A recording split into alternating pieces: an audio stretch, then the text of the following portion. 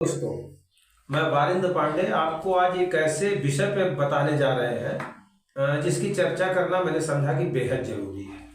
आपने देखा होगा कि कल यानी सोमवार मंगलवार को बिहार के मुख्यमंत्री नीतीश कुमार जी बिहार विधानसभा को संबोधित कर रहे थे। शीतकालीन अधिवेशन था और उन्होंने विधानसभा के बाद विधान परिषद को भी संबोधित किया, जिसमें तमाम महिला सदस्य भी बैठी हुई थी और नीतीश बाबू के बिगड़े बोल सुनकर उनके चेहरे शर्म से झुक गए थे। मैं आपको बताना चाहूंगा कि हमारे भारत देश में हर चीज के लिए एक गाइडलाइन बनी हुई है। राजनीति में भी इसका पालन होना नितांत आवश्यक है। पहले का जमाना था, लोग शुचिता की राजनीति करते थे और अपने शब्दों को तोल मोल कर बोलते थे। कुछ लोगों का मानना हो सकता है कि नीतीश कुमार जी सेक्सुअल एजुकेशन पे बात कर रहे थे या लोगों को बेहतर तरीके से समझा रहे थे, ये उनका मानना होगा। लेकिन स्टूडियो में बैठे हुए जिन शब्दों का मैं प्रयोग नहीं कर सकता, उन बातों को बिहार के मुख्यमंत्री नीतीश बाबू ने अपने हाव भाव से और अपने शब्दों से जिस तरह विधान परिषद में और विधानसभा में रखा, वह पूरे देश को चौंका रहा था और कहीं ना कहीं उसे सुनने वाले लोग भी शर्मसार हो रहे थे। सबको पता है शादी के बाद क्या होता है, एक नैसर्गिक क्रिया है, संतानोत्पत्ति के लिए हमारे ऋषियों ने भी बताया। लेकिन नीतीश बाबू, आपने जिस हाव भाव से जिस तरीके से इसे बताया, ये मुझे नहीं लगता कि जरूरी था। और आप जैसे एक वरिष्ठ नेता के द्वारा, आप एक सूबे के मुख्यमंत्री हैं, क्या सारे मुख्यमंत्रियों को इस तरह से एक एजुकेशन क्लास खोल देना चाहिए?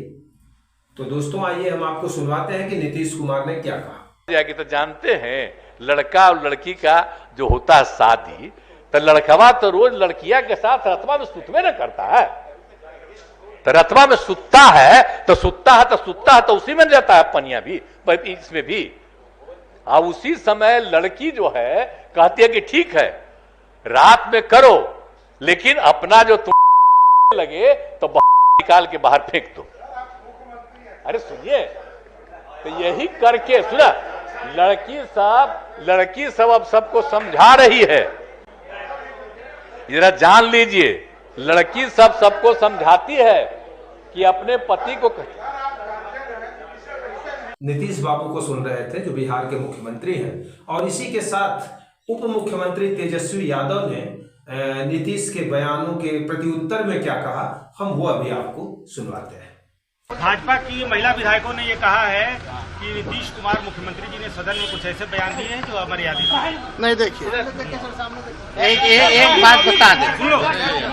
बात बता दे, इसका कोई अगर कोई गलत मतलब निकालता है तो ये गलत बात है।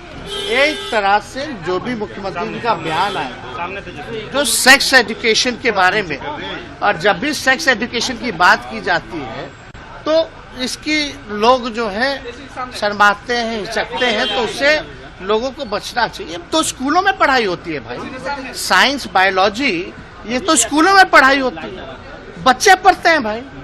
तो हमको लगता है अगर सेक्स एजुकेशन की अगर बात है, उनका कहने का मतलब आबादी कंट्रोल जो है क्या करना है, वो प्रैक्टिकली बात जो भी आती है उन्होंने अपना बात किया।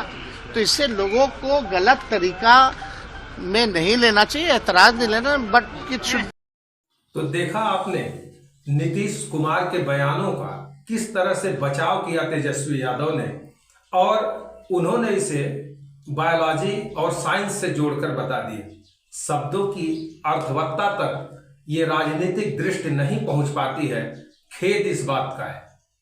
सेक्स का जो क्लास हो, उसमें भी टीचर इतना खोल के नहीं समझा सकता जिस तरह की भाषा और जिस तरह के बॉडी लैंग्वेज में नीतीश कुमार जी विधानसभा में अपनी बात रख रहे हैं।